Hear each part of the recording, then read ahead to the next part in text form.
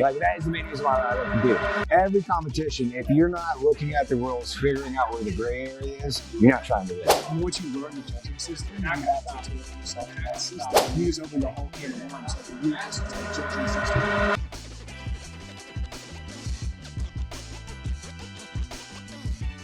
Hey, what's up, everybody? Welcome to the Born in Tint podcast with the Miller Brothers. Still at WFCT, only me. I sit down with Dave Karle from CoolVu. We end up talking competitions, what would be cool, some cool rule changes, and we kind of get into the weeds of that. Check it out. So, how you enjoying the show? Oh, man. I mean, it's always good. I mean, I really do like this environment.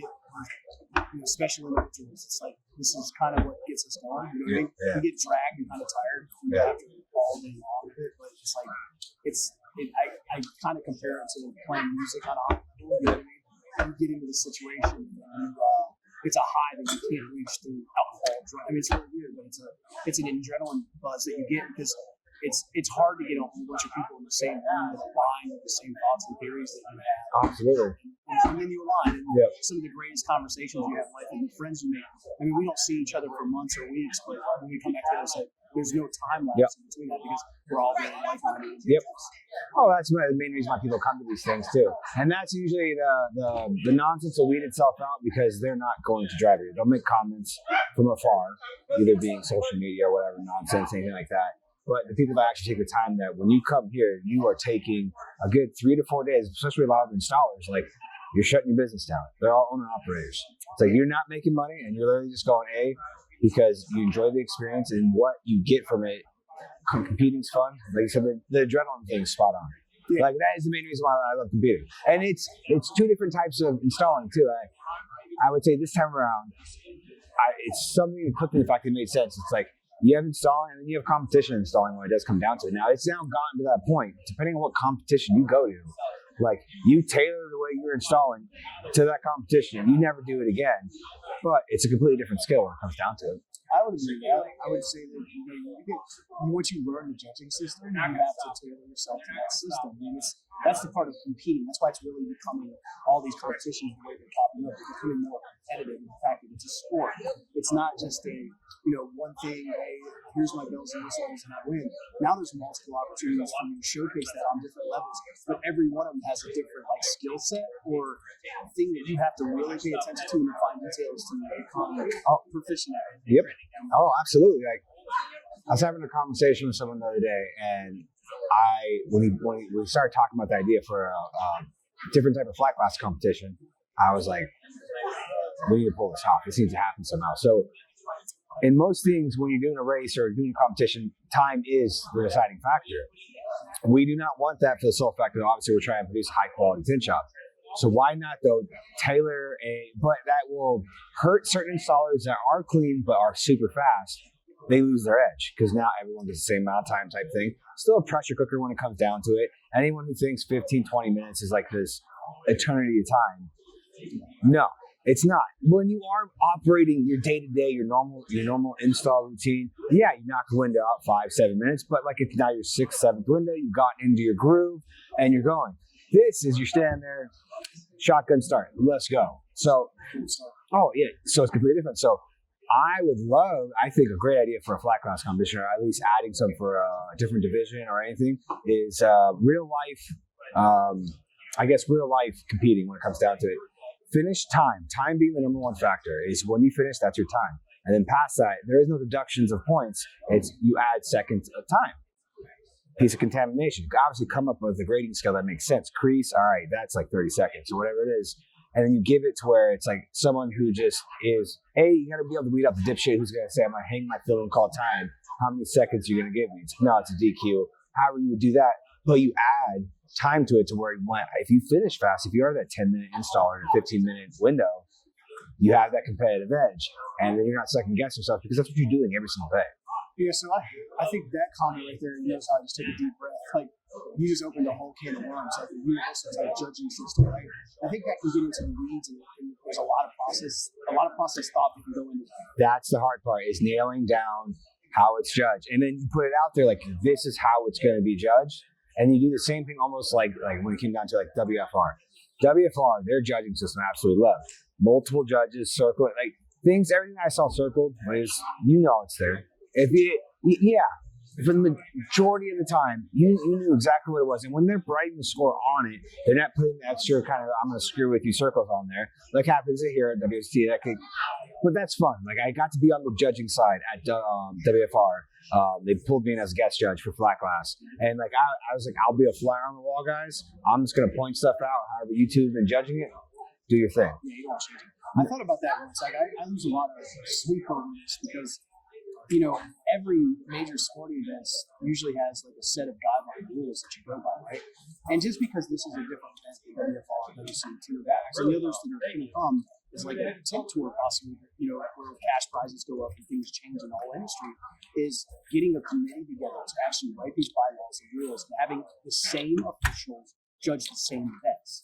It's kind of like the NFL or anything else, like any major sporting event. That way, it's always based on the same set of rules and the guidelines are the same, so you can actually manipulate that. Now, I say manipulate, but I just mean follow within. Yeah, well, every competition, if you're not looking at the rules, figuring out where the gray area is, you're not trying to win. No, I'm sorry, you're not. No, the greatest coaches in the planet. That's what I'm finding. Things they can get away with, right? The greatest players, they're always finding the competitive advantage. Now, I want to touch on something because you just brought it up. It was really cool when you said something. Now, I don't think that we're too far off from something that could really happen that could make a difference. I see you as a pro-level tenant, right? Like, and this is hard for the guys that come and like really start out. I think that these events, if you place in one of these events, you should go into a pro tour, like into a pro team, right?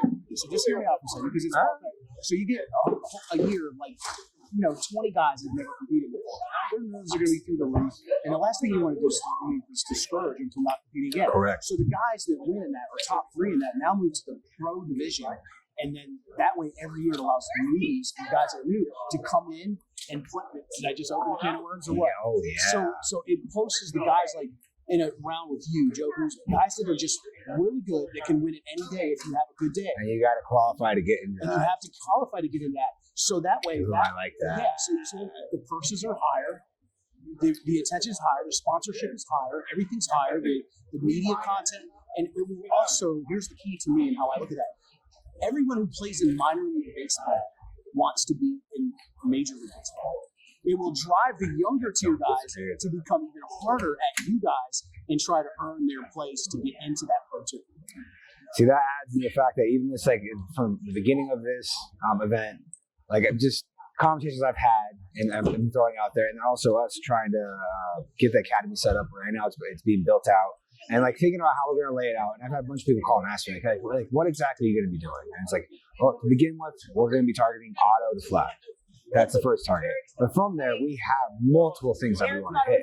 Like, I think beginner, someone who knows nothing. That class is different than someone who's not an installer. They understand the nuances of film. They understand what trash is in the film. They understand squeegee patterns. They understand moisture. So I can skip a lot while trying to convert an auto dude to flat. Taking someone who's never tuned before, a lick, you got to take a little bit different approach. I'm going to teach you 100% different. So start off with the first class being like, all right, we want to convert auto to flat. And then beyond that, all right, you know nothing. You want to get in an industry that you can make up to 6 figures if you want to get after it.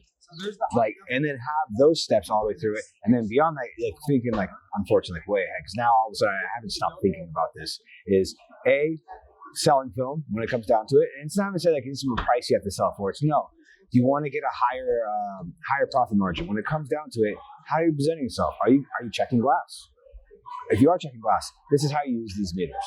And actually have an entire class to run through and have editorial videos of this is why you use this meter, this is what it does. And this is, if you have this pop up, these are the films in your range. It's not like this is the brand you sell. No, these are the type of films that you sell. Have that class. And then even further down the weeds, competition installing. Like, all right, you want to come win a competition? I'm going to tell you, like, these are the things that you will need to do and perfect to win a competition when it comes down to it. So it's even, it has so many different growth points. And then within that, keep all the network of those people always, like, you come to the class, if you pay for one of our classes, you 100% get a lifetime subscription to the content. So every content that we shoot in those classes, you're going to have access to content, you have access to the network. And what that's going to build is a private network. The only people in that network are the people like, just like these events. So you said like-minded, we come here because we're surrounded by people that are driven just like we are when it comes down to it. And now we're providing that network digitally without the bullshit and all the nonsense that comes with social media, because it just comes with social media. But The only reason you're in that group is because you just spent a couple $1,000s to be out of class, or you're subscribed and you're paying monthly to be a part of it. And like, if you're going to pay me monthly and then you're going to be a dick on there, see ya. Yeah, kind of. Yeah, it's like, you just, like, not every customer is for everybody. That's when it comes down to it, Yeah, so it's one of those things. But then you have access to that network at any time. Say you land a big job, or you want to go after a big job, but you're afraid that I don't have access to labor to get this job done. Now you connected to an entire network where they went through the same process you, or went to a class like you did, and it's like, all right, I trust these group of guys. Hey, who in this area wants to come paint a couple 1,000 square feet? I have this time period. Whoever says yes first has got jobs. That's the power of networking. Yes. You want some popcorn? Yes, silly. So, like, to go back to what you're saying, to kind of, it would be nice if the industry and some of the industry leaders that put on these events would kind of own that responsibility of writing that SOP on it in a way. Because even if we didn't go to the extent of competitive rules in our shops, it would still give us a guideline or an outline of what, what's customer acceptable, what's competition acceptable. But at the same time, if you're always shooting for competition acceptable, you're going to fall, and you fall short of that, you've probably out-exceeded customer expectations. Both. What was I say? So I did flat, I did auto this time around. Couldn't do. They restricted me down to two categories, which I thought I'd have more time on my hands, and I feel like every day is passed like that. I'm like, okay, the day's gone. What the hell? But both of my installs, maybe I guess my auto still would have been. I still would have gave it customer because I would have pulled it outside. It was sat in the sun, and where I had my smear marker would have dried out, and it wouldn't have been an issue. So yeah, it was customer ready, both of them. I could have put them both outside. I could have handed them both over to a customer, and I wouldn't have questioned it any damn moment. But I see what I did, and I know what I'm going up against. Right. And it's what's the field doing? Because if the field is, if we're all on the same level, I like my chances. Now, if all of a sudden I see one or two heats where it's like you have like half that heat is clean and you don't see shit on the windows, I don't think my chances are good. I've been talking about this for years now. I really think in these competitions, it's like there's so many of us really. I mean, you want to think you just have one little notch better, and you possibly could. Some of us do. Some of us have that little extra gear in us that gets us a little bit better. But I also believe too that some of this falls under who's having the best day, because there's environmental containment. 100%. So like having the best day at one of these competitions, but following those guidelines and rules every day on a day basis, and then coming to a competition and having those rules in place, whenever you need to step it up even more, will put you into the pro league or the pro tier of tiers a whole lot faster, because you're not starting them out with unexpectations. This is the goal that you need to achieve. If that goal is written in the right way, you'll be able to work towards that with a faster capacity, and it'll actually help guys like you and me and train people on a day-to-day basis become better tinners, because they have a set of guidelines and rules. Because right now what you have is like it's broken up, it's fragmented, right? There's a whole bunch of disfragmented sectors inside of our industry where people teach. And I've always believed that there's no wrong way if it comes out right. But if there was a clear path of like that, I want to call it an SOP, because really it would be a standard operating procedure, right? So I think if that was written in the correct format, and then like, hey, you do this here, you do this here, because I don't think any of us trainers really have anything where we wouldn't work together, because we want to make it simplified. We want to make it easier to teach guys, because on a day-to-day basis, it's mentally draining, but we love what we do, we wouldn't do that. But having some guideline that was written out by, you take 10, 15 of the best guys in the industry that voted on by peers, because, there's a difference between who the media chooses to be the best player in the NFL, and then there's a guy voted in by the other players in the NFL, right? So there's a lot of peers in this industry that would say, I think this guy's a good fit for this, I think this guy's a good fit for that. You get those guys in a room, and you stick in a room, you don't let them come out until they have the rules written down, and then you let other people take a look at that, and to see if there's any holes in it, right? Because you're not going to know until you start implementing it. It's how it always is, right? You get into a reactive situation now, like, oh, what about this? And then every year you have to improve that. But having a board of officials or a board of guys, its sole focus is not competing, but sole focus is writing the rules for the competitions. I think you change the whole landscape of the industry from top to bottom. Yeah. Nothing but positive shit comes from that. Like, nothing negative comes. All that does is it drives people to be better in the industry, better installers. It gives them, like, I love that. Yeah, everybody's a great installer. I love that. Exactly. And that's the biggest thing. Like, we've had a conversation before, like the whole, my competitor, I don't want to do this, who gives a shit? Like, Focus on you. I want to make everyone around me as good as me. I want them doing exactly the exact same things. I want them to be growing the exact same way because that means they're representing our industry the correct way. Yeah, I mean, challenges make you uncomfortable, right? Yep. Like, so usually when the pushback from most people is they're just really getting frustrated with themselves. Yep. It's not really you. They don't like taking, and I wouldn't even call it criticism, but they need to you want to get good at anything. I mean, I'm sorry. I can't stand Tom Brady. Hey, I'm a Bills season ticket holder. Obviously, I can't stand him. You're not going to like me. But the point of what I'm saying is to think that no coach ever yelled at Tom Brady is absurd. And then to think that Tom Brady has never went home and looked in the mirror and yelled at himself is absurd. The best people in anything that's ever competitive in life hold themselves to a better and a different standard. They analyze that standard, they look at what they're doing, and then they try to improve on that day to day. You almost don't have to say stuff to guys like that. They'll literally go home and do that 500 times to get it right. I like using Fernando for instance. You know, that whole heat shrink battle thing that was online is amazing because it pushed him a little bit. He was going so hard. But what we don't know is behind the scenes after me talking to him, and I know he doesn't mind if I share this because it shows his dedication to what he does. He did that back window, I think, 200 times. I love that. Cried, got mad, angry, threw stuff, kicked stuff over. He was absolutely probably the worst human being to be around because he was holding himself to an impossible standard. But what did it do? I'm sorry. To me, I will talk about this until somebody proves me wrong. That 16 seconds is the world record in our industry of shrinking out of that class. What car was it? It was a four-door sedan. I don't remember. It's just the process of how he did it. You go back and watch the video, how he preset himself, the way he rolled the film across. Everything was systematic. Everything was so focused. Like, dude, it was an artwork to watch. You know what I mean? That is actually what technically got me into ISA competitions. Is like it's at the Johnson's booth, which they still have their bug. I mean, I'm staring at their bug back window right now. That thing has traveled with them constantly. That's where I started technically competing was at their booth, doing that back window over and over again. They let you do as many times as possible. And then eventually we got down to 1 year. I think I did it like in 2 minutes, like lower twos, something like that, 2 minutes and like 15 seconds. And like underneath their guidelines, shrink doesn't start until heat hits the window. So we were getting to the point, which I didn't think was even possible. And that was actually kind of the cool thing about that. It's like the exact same thing. Pushing each other, pushing yourself to a point where you're doing something where it's like, how the hell did you do that? Well, I did it over and over and over again. So within like 3 years, we got to the point where we were cutting our sides already to install. Inside the window was scrubbed and squeegee because I didn't start the clock. And then it was literally like you had shrink, cut 2 edges, peel, throw on squeegee, and you had to make sure nothing popped. It couldn't have, if something pops, deducted time right there. So we got to the point where we were in the low 2s, and it was just like, and I remember doing it, and like I remember the guy who got the time on me. I sat there and I did it, I think like 10 times in a row.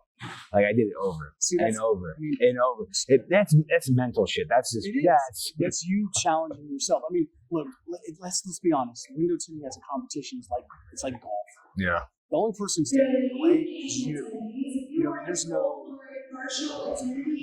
really challenging you. I mean, you do have a time limit, but at the end of the day, it's like your golf swing determines whether you win or lose. Yeah. So you're alone. You have to get ice water in your veins. I see a lot of guys walking out on the floor, and they're around, to me, what I used to call them badasses. You know what I mean? And they go out in there, and they see them, and finally their nerves pop a little bit. It has to a little bit. You're a human being, right? It's about keeping those emotional control. But it goes back to everything that we were saying. So, if there's a guideline and a standard that you go by, then you can truly challenge yourself because you know the guardrails that you have to stay in tune. Yep. Without guardrails, without people pushing each other and no guardrails, you could get off track on what the actual purpose of the goal is. So the guardrails are important, super important in my opinion. No. I don't have what we look like in crystal ball, 3 years later, we look like 3 to 5 years from now. You never know. We could be birching on something. I think it's kind of historic because you finally have an opportunity in this industry now, the top tier of everyone, and we preach a message. We care about each other. And if you want to be a part of this, you can come in with your flamboyant, personality and all these things, but you're also going to have to show some respect and be humble because you're not going to be the Tiger Woods of window tinting. There's too many variables. But if you are, and then you want to be cocky and arrogant, that's cool because then what's going to happen is you're going to drive everyone to chase you. So it's going to continue to get better. But the guidelines and the rules, the restrictions, the judging and the way this is done, somebody really needs to take some serious time and can really write a good SOP for that. No, I like the fact that if you take the guys that are technically well, and it's slowly. I think it's organically kind of happening almost. Like, even like with this event, you have past winners now that are now the judges or the guys that were judging for 10 plus years. Crushed it, did amazing, but now it's starting to be the point where they're like, hey, they've done it for over a decade. They're good. So the people that are stepping in now, the thought with WFCT is like, you have to be a past champion because you've been through the process. Yeah, and you understand it. And the main thing too, what you're saying too, is as a competitor, now we'll hold them to a higher standard, so they'll do a better job as well. Like there's a lot of gray area in judging, right? Yep.